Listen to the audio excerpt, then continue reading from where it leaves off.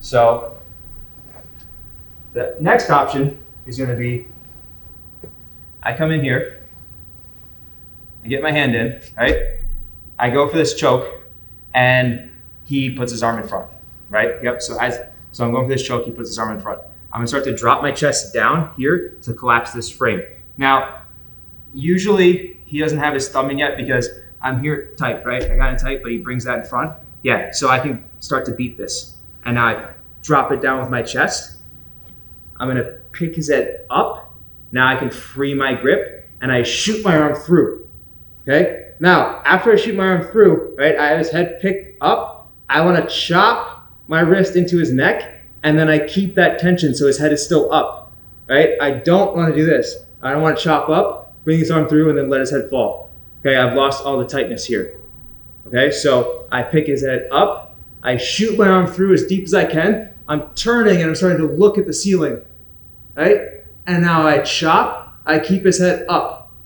Now this arm can start to come behind, and now you see how I'm angled off, my chest is up. I'm gonna do a little adjustment to square up. So I grab, and then right about here as I lock it in, I'm gonna shift like that.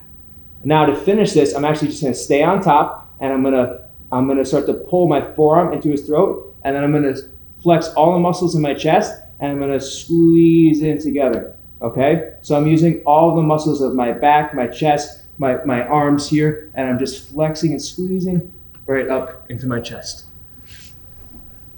Slide this way a little bit. Okay, so I enter in. I get this cross grip, right? And he starts to bring the arm in front. I'm gonna drop my chest on it, pick his head up, and now that allows me to free my fingers from the collar. Shoot this through as deep as I can. Notice I'm turning, right? And I'm looking at the ceiling. Now I chop up.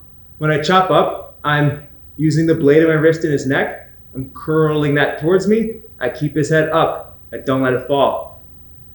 Bring it up, chop. Now this arm can start to come behind.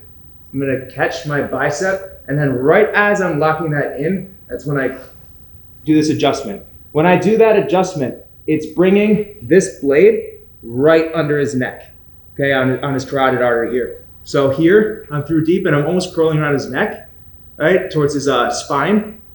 But when I grab and I do this adjustment, now I'm right under his throat.